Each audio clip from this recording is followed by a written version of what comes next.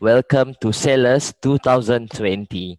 I'm super excited to have you here, and I hope all of you are doing fine. So my name is Padli, and I will be your host for today.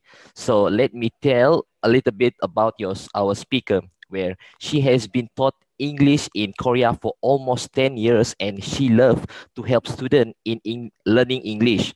And currently, she running a YouTube channel called Speak English with Tiffany. So as for today, she will be covering on the topic of why you don't feel confident when you speak English. Without further ado, I would like to invite Miss Tiffany Claiborne. Okay, Miss Tiffany, the stage is yours. Thank you so much. First of all, hello, everyone. Thank you so much for being here. I truly appreciate you all giving me this opportunity. I'm excited to talk to you all today. And this is going to be a very interactive presentation. 2020 has been very interesting because of the pandemic, but it's given us this opportunity to use Zoom and to connect virtually. So I'm going to be asking you questions throughout the presentation, so please be ready to type your answers. And again, I want to thank you so much for being the host of this presentation. As was mentioned before, my name is Tiffany. I'm also known as Teacher Tiffany, and I'm from Speak English with Tiffany. But my story starts many, many years ago. When I was in college, I was a very diligent student. I studied hard, and I was the student that before any exam, all of the other students would actually come and ask me for study materials. I loved learning and I loved to study. So after I graduated from university, I actually was able to get a job at NASA. Great job, great boss, great coworkers. Everything was amazing. However, I got to the point where I felt like something was missing. And I eventually quit my job at NASA. And this is something that has always shocked my students because they say, teacher, NASA is the best job. People are always trying to work for NASA. But something was missing. And I decided to quit. And I actually ended up going to South Korea. And I became a missionary English teacher. Now, my profession before going to Korea was a web developer. But I wanted to give back. So I went to South Korea and I became a missionary English teacher. And I loved it. I loved teaching students. I loved seeing the look on students' faces when they understood and they were able to speak fluently in English. But I realized something again. I realized that in order for me to be a good teacher, I also needed to learn a language. Up until that point, I only spoke English. And for those of you watching now, I am fluent in Korean. So I decided to start studying Korean when I was living in Korea while I was teaching English. It was quite difficult in the very beginning. And I continued to study. But I remember one specific day. This day, our teacher gave us an assignment. And the assignment was to give a presentation in front of the entire class in Korean. Now, I'm not a shy person. I love being up front. I love delivering messages just like this. But there was something a little bit different about this presentation. So I was preparing my presentation in Korean. And I remember that at that time I was living in a dorm where I was studying Korean.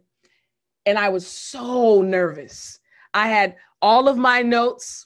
I was practicing. My roommate at the time was sleeping, so I would go into the bathroom and I would practice over and over and over again. And I realized I was so nervous.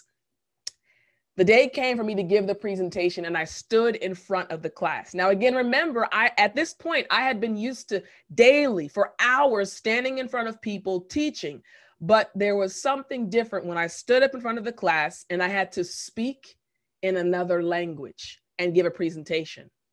I did not feel confident. Now, I made it through that presentation, but I told you that story because I wanted you to know that I understand what you feel. You all are English teachers, but English is your second language. And there are times when you feel a little bit nervous. You don't feel as confident in your abilities to speak English and your abilities to teach English. So today I want to give you 6 reasons why you feel that way.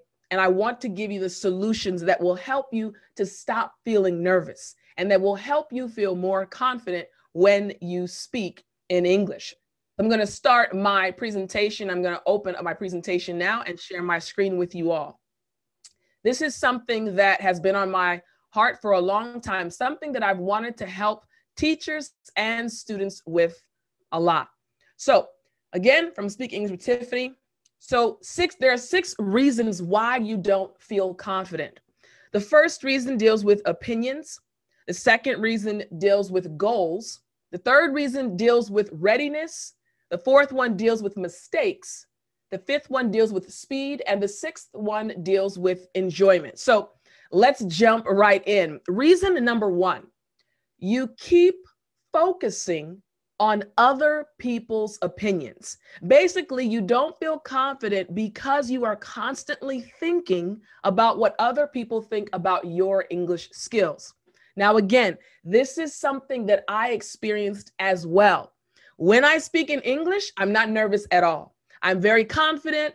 I enjoy speaking. But when I was studying Korean, not my first language, and I had to speak in front of people, I found myself thinking about what other people thought about me.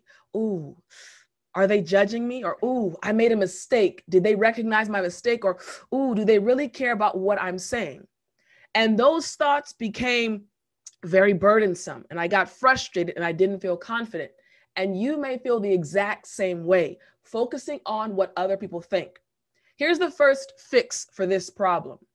Figure out why you care so much.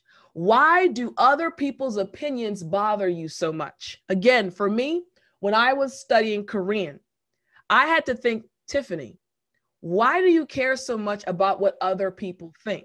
For me, when I was in that class about to give the presentation, I was the oldest student in that class. Again, remember, I had already graduated from university.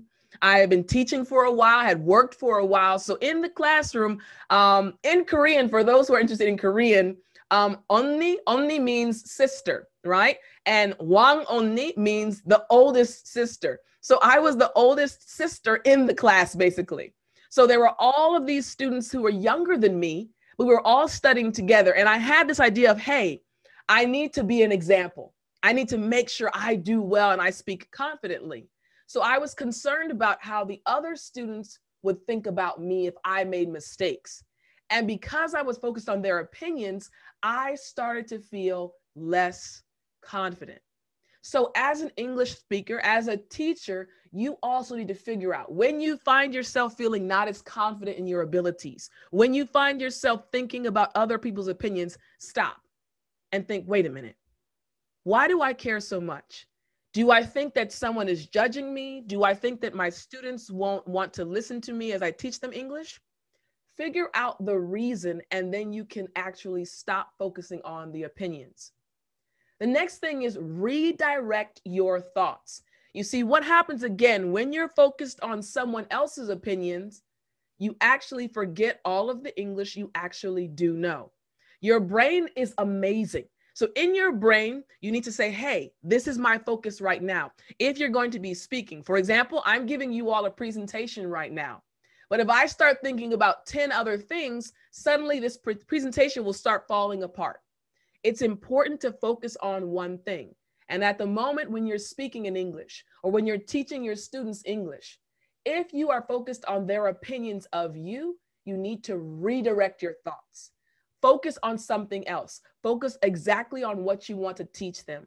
Focus on the things that are important to you about the English lesson, and you'll start to feel more confident because you won't worry about other people's negative opinions.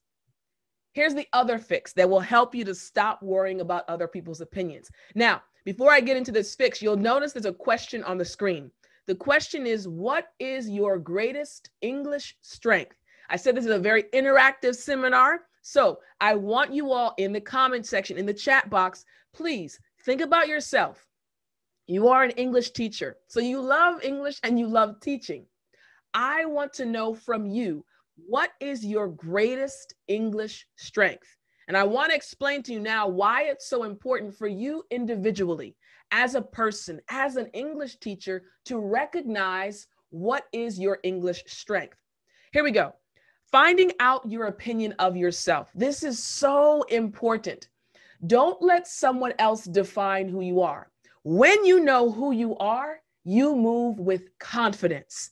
You present yourself in a certain way. Again, I love teaching English. So whenever I'm teaching English, students tell me, "Teacher, you look so happy." I said, "Yes, because I know that my passion is teaching English. I know my opinion of myself." The moment you recognize and acknowledge your opinion of yourself is the moment that your confidence will increase. Now, I see some comments are coming through. All right, so let's see.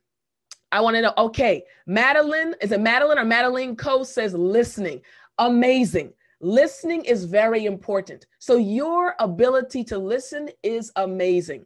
Here we go. Lee Sao Ken. I'm so sorry if I'm saying your names wrong, but thank you again for commenting. Listening. Good. Amelina says listening. Excellent. Elizabeth Thomas Kana says listening. Sukching or Sukching. Again, I speak Korean, but I'm trying my best with the names. Beautiful names though, everyone. Beautiful names. Listening. And then TC Chen says listening. And Patrick Anthony also says listening. All right. Madhu says writing and listening. Good. Okay, here we go. Akwu Ali Udin Bintulu. Yes. How about reading? All right. So you all have different skills and different strengths, but many of you said that listening is your strength. That's good because there are so many students, so many English learners who struggle with listening. So you know your listening skills are amazing. That's important. So again, part of reason number one, you keep focusing on other people's opinions. There are 3 fixes for this. First, figure out why you care so much.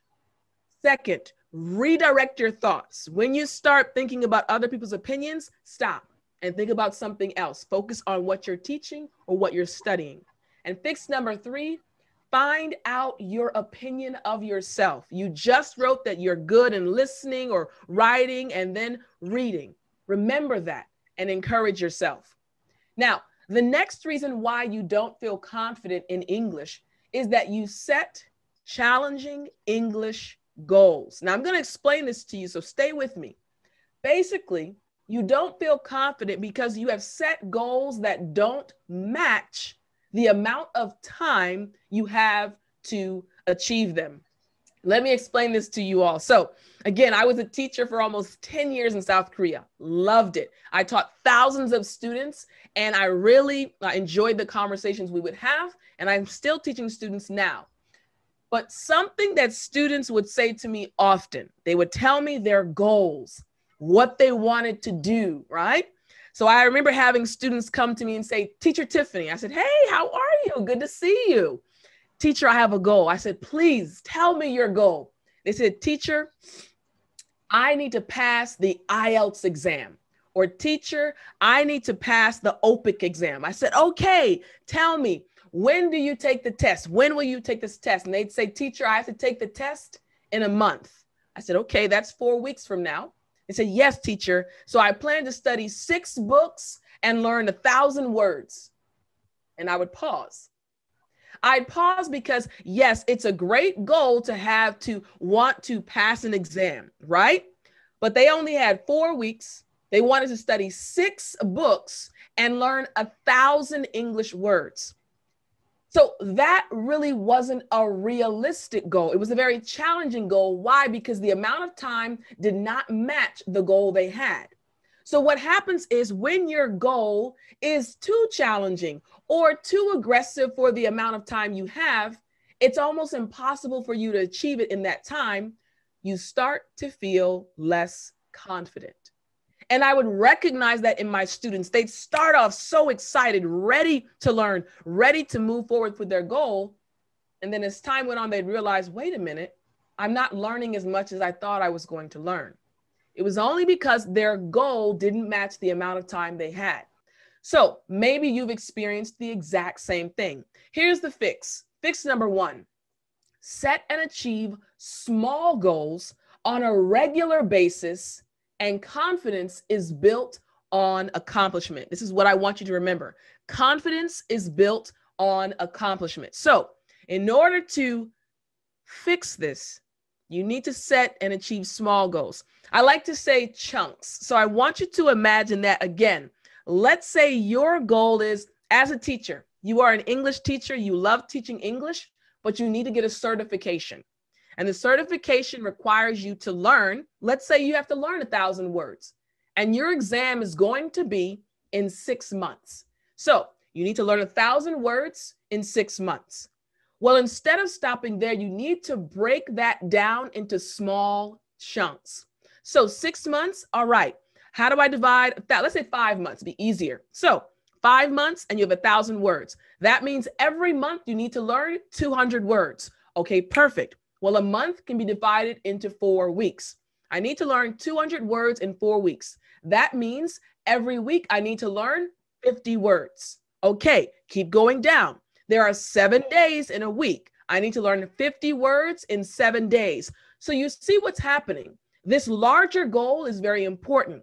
But what's more important is breaking it down into smaller goals that are achievable. Because what's going to happen is, instead of every day you look at this picture of 1,000 words, 1,000 words, instead you'll see, oh, I can learn 50 words in 7 days, or I can take a break for 2 days and learn 10 words a day. So 5 days, I can learn 50 words. That's only 10 words a day. That's a lot easier to grasp and hold on to. And what's going to happen is every day you learn the 10 words, you'll feel better. Remember, confidence is built on accomplishment. So again, the reason you don't feel confident in English or confident when you speak English is because you only focus on that large goal and it seems so far away, instead of focusing on the smaller goals that are connected to that large goal. Every day saying, today I learned my 10 words, check. Next day, ooh, I learned my 10 words, check, ooh, next day. And you suddenly start feeling yourself getting more confident, still working towards that larger goal. So again, fix number 1, set and achieve small goals on a regular basis. And remember that confidence is built on accomplishment. Now, fix number 2, focus on what you can change. This is something that is very important as well. Many times as English learners, again, you all are English teachers, so you're trying to encourage and empower your students. But sometimes English learners focus on their mistakes or focus on the things they can't change. For example, you're currently living in Malaysia. Many of you are living in Malaysia. Well, you're not living in a native English speaking country. You're not living in America, or you're not living in a country in the UK. Like, you're not living in those countries. That's something you can't change, and that's okay. Focus on what you can change. For example, if you want to listen to more native English speakers, okay, you can't travel to those countries, but you can get on YouTube. You can watch movies. You can see different videos online. So focus on what you can change and not what you can't change. The third fix is visualize success. Now, once again, just like we did for reason number 1, there's a question on the screen. The question is, what is your biggest English goal? So as I explained fix number 3, I want you guys again to go to the comments, the chat section, and type in again. Let us know, what is your biggest English goal? We're curious. We want to know, hey, you're an English teacher, but you may have a goal. Maybe for 2020, you had a goal, or for 2021, you have a goal. Let us know what your biggest English goal is in the chat section. So fix number 3, visualizing success. This is so important. They have things called vision boards here that they talk about a lot online. And vision boards are basically boards you create to keep in the forefront of your mind what your goals are. You look at them. Again, like earlier I mentioned, having that check every day. Oh, learn 10 words, check. 10 words, check. I'm seeing that every day. But you have to visualize success. If you want to be a better speaker, visualize yourself giving a presentation in English. Visualize yourself not only teaching your current students, but even teaching more students on a larger platform. Visualizing success really does help you feel more confident. Now, I think that someone has a question they want to ask really quickly. That's sure. That's okay. Someone has a question, go right ahead. I think someone has a question. I think it was Robertson. Okay. Did the question come through? How do I say this?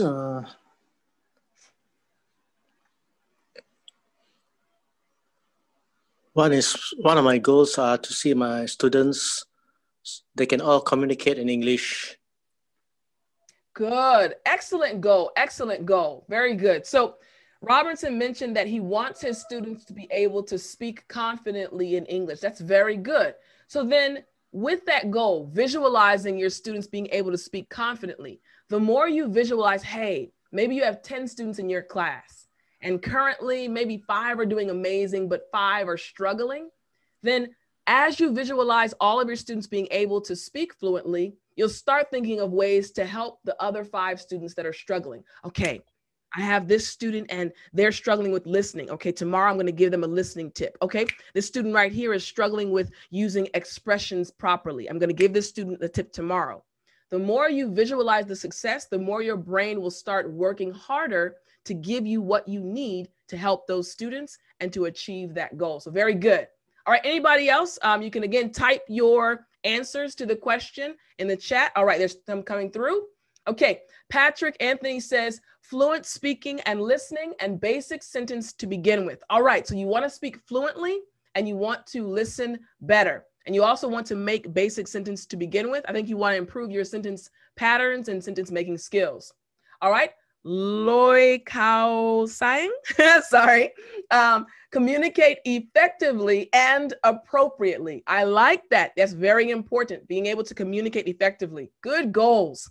All right, Madeline Coe says, able to write at the students' levels, i.e. A2 or B1 levels. Very true, helping students learn how to write better. You know, that's something that I also worked towards when I was teaching in Korea, because writing is such an important skill to have. And I'll give you all this quick tip. This is not a writing seminar, but one thing that I always try to help students with in relation to writing is organizing their thoughts and breaking down their papers properly with an introduction, then having their supportive reasons, 3 reasons with supporting information and a conclusion. So yes, writing is a very good goal to have, improving your writing and your students' writing skills. All right, Siti Zulaika says, make my pupils confident of themselves or confident in themselves. True, giving confidence a great goal. All right. Lee Sao Ken says, improve writing and speaking skills, able to get C1, a great goal. Yes. Lily D says, you want to communicate well. Yes, very true. Haha Liu says, able to use English effectively in real life. I love these goals. Excellent goals. Amelina says, work on my kids' vocabulary. I want them to have a large vocabulary. I totally understand. Vocabulary is very, very important. And Mohammed Nuaim says, able to read a simple paragraph. These are amazing goals to have, and they are achievable goals. So very good. Excellent. Now, I want to tell you all now the third reason why you don't feel confident to speak in English. You don't feel prepared when you speak. Again, this is something that I recognized in my students when I was teaching in Korea. Basically, you don't feel confident because your mind goes blank during conversations and you don't know what to say. So I want you to think about this. Now, I experienced this so many times when I was studying Korean. You've been studying a while, right? And you come to someone who's actually a native speaker, right? Maybe they're a native English speaker, and you're so excited to get the opportunity to speak to someone. And they ask you a question, and suddenly nothing comes to mind. You don't know what to say. You feel like your mind is totally white. I totally understand. When I was studying Korean, it happened so many times. And I could speak Korean, but there were just certain moments when Nothing would come out. And this happens when you don't feel prepared. So here's fix number 1.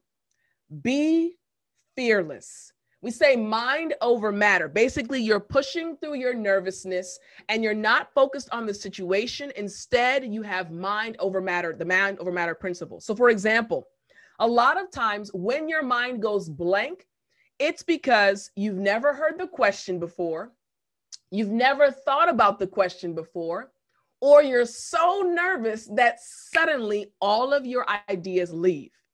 At this moment, you need to recognize what's the best time of day for you to learn English, right? Is it the morning? Is it the afternoon? Or is it the evening? Understand your body, understand your brain, and then make a regular schedule. Every day for 15 minutes, I'm going to learn 5 new words. Okay, perfect. Follow that schedule every day, and you'll be able to, again, monitor and chart your progress. Now, fix number 3, follow through. Now, you all see the question again, just like we did before. Please write your answer in the chat. What are some simple things you can do regularly to improve your English? Think of different things, even things you might teach your students. For example, I mentioned 15 minutes in the morning, I memorize 5 new English words, right? That could be something you do on a regular basis. Or maybe you say, hey, every Sunday, I watch an English video lesson. Or maybe you say, you know what? Every evening, I'd like to send a message in English to someone. Again, let us know, in your opinion, what are some simple things you can do regularly, and be specific, right? You can do regularly to improve your English. Now, follow through. Do what you say and you will respect yourself more too. This is something that's so important, everyone. Respecting yourself. So when it comes to confidence, confidence is not an outward thing.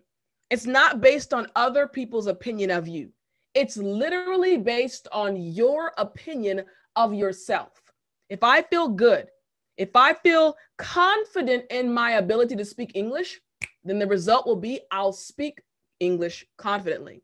So when you set a plan or set a goal, the more you follow through and add that check mark, you actually start respecting yourself and feeling like, whoo, yes, I can do this. I can do this. And it results in more confidence when you actually speak English. So some of you typed some things you can do regularly. Madeline says, use it every day. Very true. Very simple. Use it every day. That's very true. Haha Louis says, I read English news, good, daily, and use the news reports as materials in teaching grammar and vocabulary. An excellent way to continue to improve your English. Good. Siti says, if I find new words, I'll quickly check in the dictionary and try to memorize them. Very good. Lee says, speak English with my children every single day. Very good. Lily says, learn 1 new word every day. I love it. Again, small goal, but if you do it every day, by the end of the year, you'll have 365 new words that you know and can use properly. Excellent thing to do. Aina says, talk about anything in front of the mirror using English. Yes, talk to yourself. It's okay. Very good. I like that one too. All right. Aku says, in SK Kampung Baru Bintulu, maybe, we have English Day on Friday. All teachers and students are encouraged to converse confidently, even though they use wrong grammar. Excellent practice. It's okay. You may make a mistake. It's okay. All right, let's see. Patrick, read the news or the newspaper, Instagram and Twitter. Hey, yes, Instagram and Twitter provide short chunks of information in English. Reading them helps you a lot because people who write notes on Instagram and also via Twitter try to condense their ideas and be concise. So it's very good to read those as well. I think Robertson has his hand up. Does Robertson have his hand up, or that's from before? No? Okay, thank you. All right. So again, follow through. So reason number 5, you don't feel like you are learning fast enough. 3 fixes. First, monitor your progress. Second, practice regularly based on a set schedule. And 3, follow through. Do what you say and you will respect yourself more too. Now, reason number 6, why you don't feel confident when you speak English. You don't enjoy learning English. Basically, you don't feel confident because you don't enjoy what you are learning in English. In other words, you feel stressed whenever you study, right? Think about it. You all are English teachers, right? So you're studying English because you know you have to teach it to your students. Now, if you enjoy teaching like I do, it's really good, right? You're like, hey, I'm going to learn this and teach it to my students. But there are times where you're like, oh my gosh, this is so difficult, right? You feel like, I don't understand this. This is not really enjoyable. And you lose your fire, your passion for studying English. So when you don't enjoy something, you actually end up stop feeling confident speaking English. Here we go. Fix number 1, celebrate the small stuff. This kind of goes back to what we talked about before about recognizing your past successes, having small goals, small achievable goals. Celebrate the small stuff. For example, earlier, I think it was Muhammad. Let me go back in the comments. Let me see. Oh, no, it was Aku saying that your family uses 3 languages, right? So the fact that your children can speak in 3 languages, right? Let's say, for example, you come home and you're like, come here, children. I want to teach you a new word, right? You teach them a brand new English word and they start using it properly. Celebrate that. Celebrate the small stuff because it'll make you feel better. There's a lot of psychology that goes into learning English and following a certain pattern. It shouldn't just be sit at your desk, open a book, read, write, read, write. No, English is a very active language. It involves, getting to know people. It involves using it in certain situations and enjoying and learning how to organize your thoughts. You want to be interactive, okay? Fix number 2, do more of what makes you happy. This is something I tell my students all the time. Think about your personality. Think about what you currently enjoy doing, aside from English. Maybe some of you like to cook and you cook well. Maybe some of you like sports. You play sports well. Maybe some of you enjoy traveling or reading books or taking care of animals. We all have our own individual interests. I want you to think about your interest. What do you enjoy doing? So again, I'll go back to when I was studying Korean. So I love cooking. I love good food. Food is amazing. I love food, right? So I already love cooking.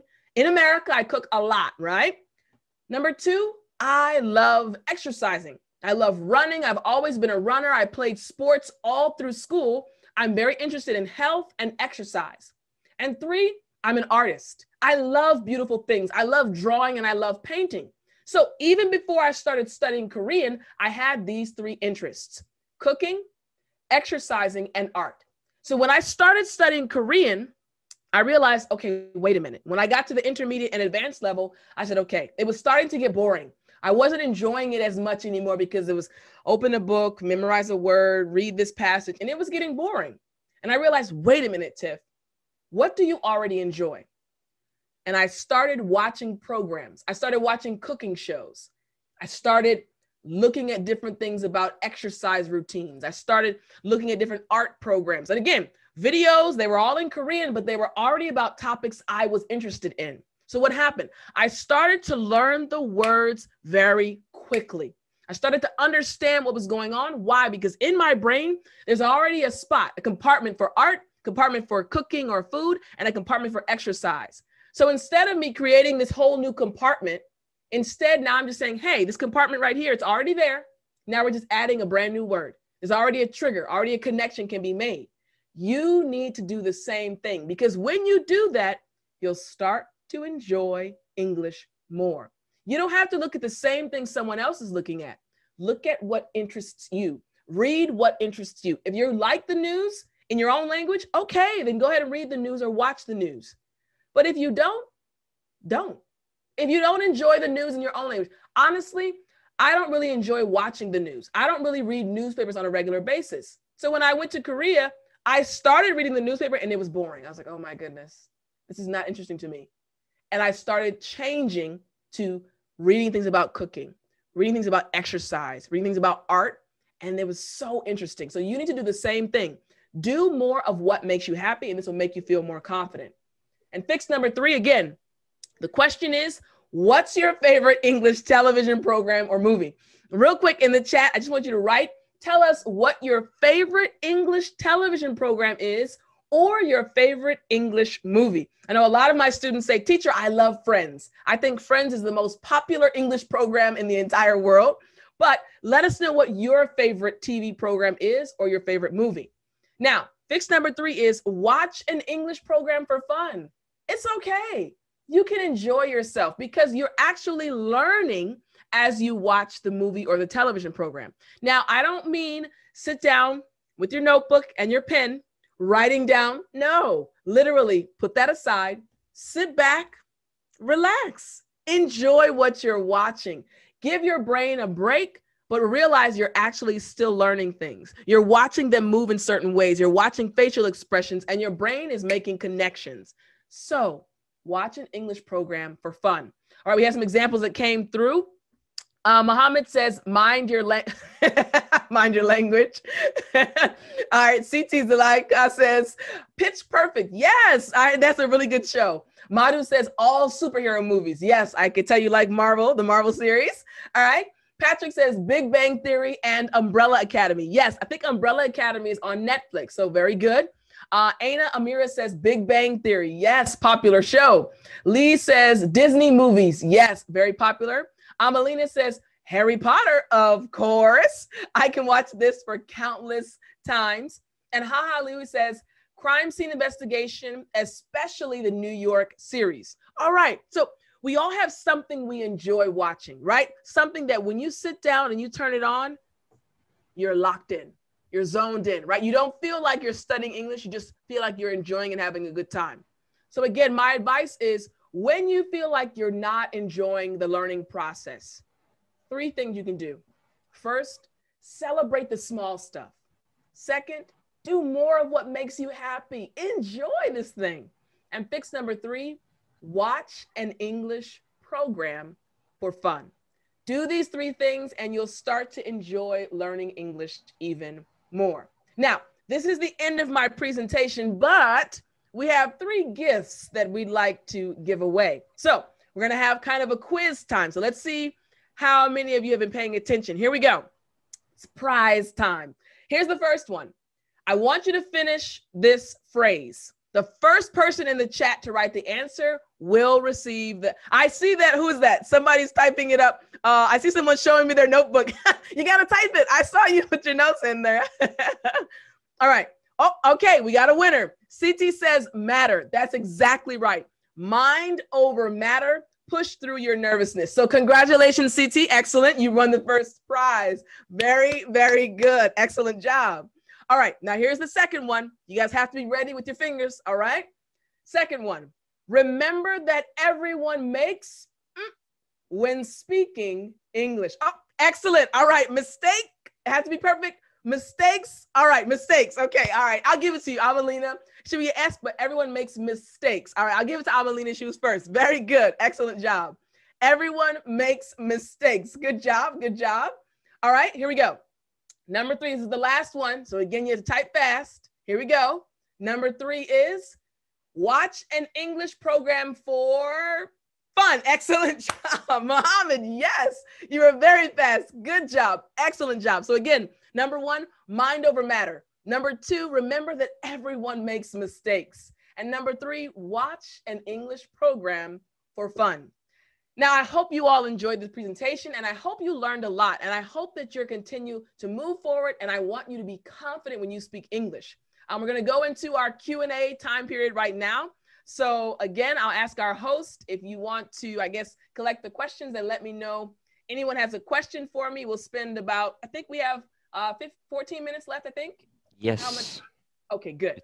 For the last 14 minutes, we will go through our Q&A. Please ask me anything you'd like. I am an open book. I'll answer your questions.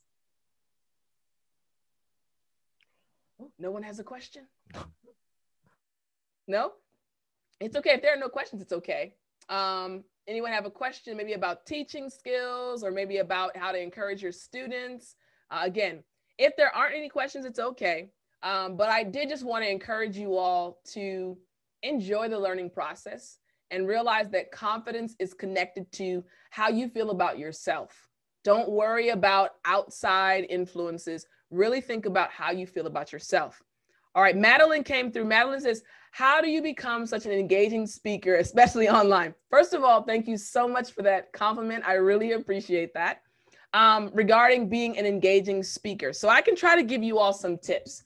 So first of all, honestly, I've always enjoyed kind of being up front and speaking, but I'm very passionate about teaching English. So when you have passion for something, it automatically leads to kind of being engaging. For example, if I was talking about cooking food, I love food. Like, honestly, I enjoy food, delicious food. So immediately the person watching can feel my emotions and see my expressions. So when you're passionate about what you're speaking about, it leads to an engaging presentation or an engaging speech. The other thing is, another tip that may help you all as teachers. If you all noticed, I started off the presentation with a short story. But my story helped you understand that I understand where you are. Start off with the connection. I told you about when I was learning Korean and how I didn't feel confident. So what happens is, instead of you feeling like, oh, this is teacher Tiffani, she's a perfect English speaker, we're just watching her. Now it becomes, oh, hey, Tiffani understands where we are. Tiffani understands how we feel. And there's a connection created from the very beginning. That's kind of called an attention grabber. You kind of want to connect with your audience from the very beginning. The other thing is regarding how to be an engaging speaker. Throughout the entire presentation, you want to give your audience an opportunity to participate or to present their ideas. So as you noticed, every time I finished telling you about certain fixes, I asked you a question. So you automatically were ready to give your input. So throughout the entire presentation, you're expecting, okay, where's the next question? Okay, where's the next question? So what happens is you feel engaged because you realize Tiffani, the speaker, actually cares about my ideas too. It's not just about me. It's all about you. Again, I'm presenting you with information, but I want to know what you think as well. So again, to be an engaging speaker, first, start with the connection. Figure out a way to connect with your audience. Second, figure out a way to give your audience a voice throughout your speech. Now, there are going to be moments where you're not able to actually physically ask people their opinions, but you can figure out ways throughout your speech or presentation to involve your audience, to include them. And then at the end, kind of add a surprise, like we had the surprise prize time, right? You guys didn't know, okay, oh, we can win a prize. So these things actually keep people engaged. Oh, and one last tip. I normally speak with my hands. This is something I've always done, but it's actually something that psychologically helps people follow you. If I talked like this the entire time and didn't move my hands, it would start to feel a little bit awkward. Like, oh, is this a business meeting? It wouldn't be as engaging. But suddenly, when I add my hands, I'm pointing at you, I'm saying 1, 2, 3, I'm smiling, I'm moving around. It causes you to be more visually engaged, like, oh, okay, like, so it's more engaging. So hopefully those points help you. I use the same when I'm teaching my students online and even when I was in the classroom. So a lot of times when you're teaching online, use the exact same things you use when you were in class. It's a little harder because technically I'm in my office looking at a little camera, right? But I have to imagine that, no, I'm actually standing or sitting in front a group of amazing English teachers who live in Malaysia. And I have to connect with this little black box as if it were a teacher right now. So that's how you do that online. It can be tricky in the beginning, but over time you get used to it. Great question. Patrick says, share about your journey. What motivates you to teach English? Woo, that's an hour-long presentation. But no, I'll give you, I'll give you a short version. So again, I used to work at NASA. I was a web developer, loved it. Great job, great boss. However, I really have a passion for helping people. I really love helping people gain confidence, helping people enjoy studying English. And I'll tell you a secret. I hated English when I was in school. Let me not say hate. It was my least favorite subject. Now, I was always a straight A student. I always got good grades, but English was at the bottom of my list. I did not like it. I just didn't like English. I loved science and math and art. But again, I did well in all of the subjects. So fast forward to today, I would have never imagined that I would be an English teacher. So yes, it's interesting how your life can take you on different journeys. But what motivates me to teach English right now? Honestly, I get messages from my students all the time. So I told you all that I have a YouTube channel. It's called Speak English with Tiffani. And I also have my own academy. And I get messages from my students in my academy and messages from my students on from YouTube, always telling me, teacher, thank you so much for your lessons. They helped me get a better job. Teacher, thank you for your lessons. They helped me feel more confident. And the more messages I receive, the more motivated I feel. Why? Because yes, this is my mother language, but when a student tells me they were able to improve their life situation because of a lesson that I created, a short lesson, it makes me feel so good. I think earlier a comment came through about, I can't remember who said it, but how you feel so good when your students can understand a lesson or make basic sentences or feel confidence. That really motivates me. When I read those messages and realize that this work that I'm doing is helping somebody across the world feel more confident, that makes me happy. I can teach you a word. I can teach you an expression. I can teach you different rules. But when you tell me that my lesson helped you feel more confident, that makes me happy, because I can't give you confidence. But when you start believing yourself, woo, it makes me want to keep teaching more and more. So that's what motivates me. Next question, the differences between American English and British English, especially in slang pronunciation, how to practice these two. Well, I am American, so I'm very familiar with the American accent. I'm not British, but I have some British friends. This is what I'd say regarding studying American English versus British English. So in America, there are tons of slang terms. There are tons of accents in America as well. There are accents. When you go further south in America, like the southern part of America, there are some accents that even I have trouble understanding. So even without going outside of America, there are many different accents and many different slang terms. If your goal is to learn British English, if your goal is to learn the British accent, then you need to watch British programs. You need to watch British videos on YouTube. You need to constantly inundate yourself with things related to British English. Studying them side by side may confuse you because we don't use the same words sometimes. Now, I can understand a British person and they can understand me, but there are certain words that we use differently. So again, it all depends on what your goal is. I would not advise learning both. Like, I want to learn American English and British English. Pick one, stick with that one, and then you'll be able to recognize certain things from the other language or the other accent, but you have to pick one and stick with it. It's very important to focus and practice. Wow, I can give you a basic, I guess a basic tip. Practice the same amount that you watch or listen to is the same amount that you need to speak. So if you watch a video, and I talked about this in one of my YouTube videos several weeks back, what happens is the reason why a lot of you have amazing listening skills is because you're listening all the time. Think about right here. You've been listening to me for almost, I think maybe close to an hour almost, listening a lot. So your listening skills are amazing. However, you haven't been talking for an hour. So your tongue hasn't gotten the practice. So I was telling my students the reason why they can listen more than they can speak is because they listen more. Literally, we have 2 ears and 1 mouth. So if you want to improve your speaking, when you listen to a 10-minute video or watch a 10-minute video, you need to speak for 10 minutes. And it's very challenging, but again, that's the only way you can improve your speaking. Summarize that video. Again, someone mentioned earlier about talking to themselves in the mirror. Great practice, right? You watch a video, even after this presentation, right?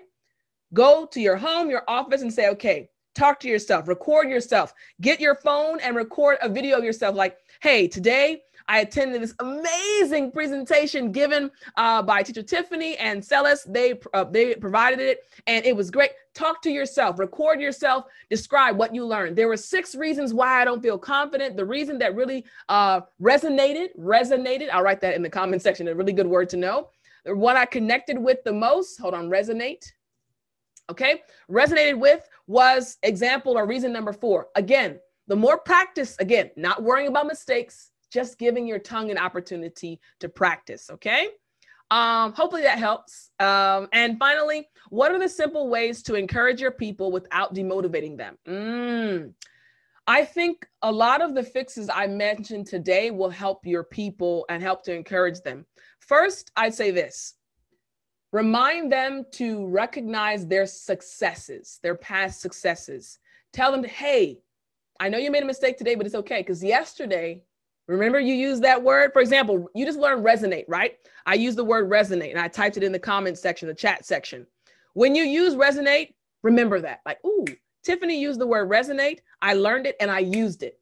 Remind your people to, hey, when you do something, congratulate yourself. It's okay. And also congratulate them on a job well done. And also encourage your people to have small, achievable goals.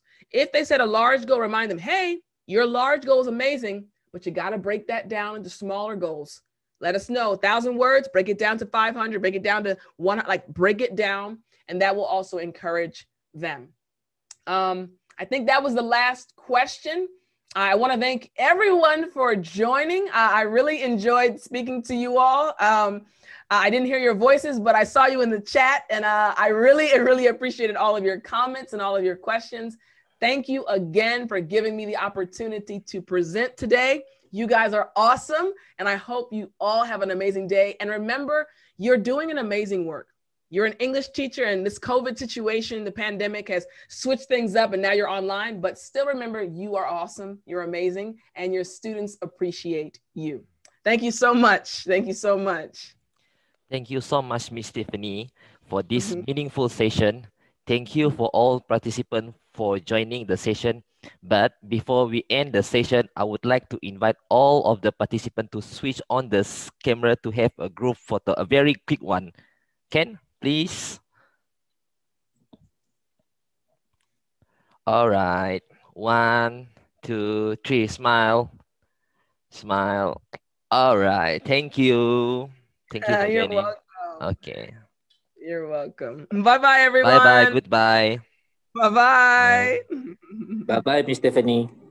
Bye-bye, Aku. Good to see you. Good to see you. Bye-bye. Bye-bye. Bye, Loie. Good to see you. I think Lisa. Bye-bye.